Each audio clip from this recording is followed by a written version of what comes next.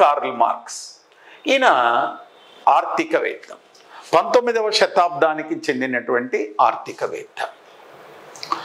ఇతను జర్మనీ దేశంలో జన్మించి దేశ బహిష్కరణకు గురి అయి అనేక పర్యాయములు అనేక ఇబ్బందులు ఎదుర్కొన్నాడు.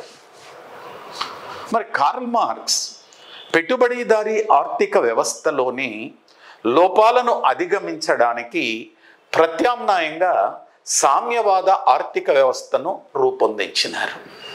అందువల్ల కార్ల్ మార్క్స్ని సామ్యవాద ఆర్థిక వ్యవస్థ పితామహుడు అని అంటారండి.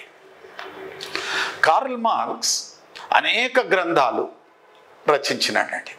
అయితే వాటన్నిటిలో కూడా అత్యంత జనబాహుళ్యము పొందినటువంటివి, మొదటిది దాస్ క్యాపిటల్, రెండవది కమ్యూనిస్ట్ మేనిఫెస్టో, మూడవది the theory of surplus value, నాలుగవది క్రిటిక్స్ ఆఫ్ పొలిటికల్ పావర్టీ.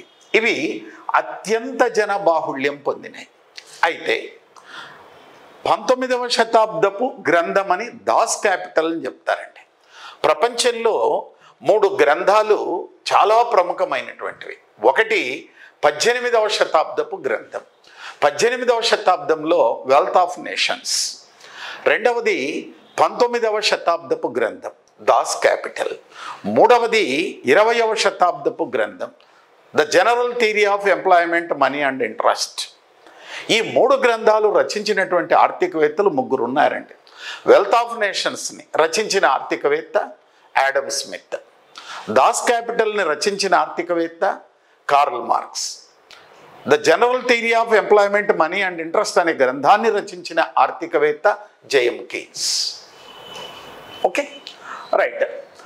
మరి దాస్ క్యాపిటల్లో సాధించిన ఆర్థికాభివృద్ధిని చారిత్రాత్మక దృష్టితో విశ్లేషించినారు.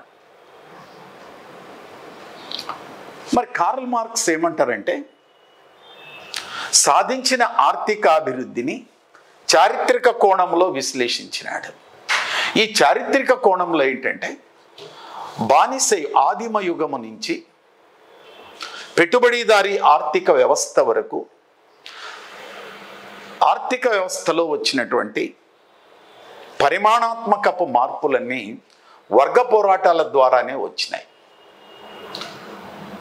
మరి మానవ చరిత్రలో వర్గ పోరాటాల వల్ల మరి ఆర్థిక వ్యవస్థ ఏ విధంగా పరిణామం చెందిందో అనే అంశాలను విశ్లేషించాడు ఎవరు? Karl Marx.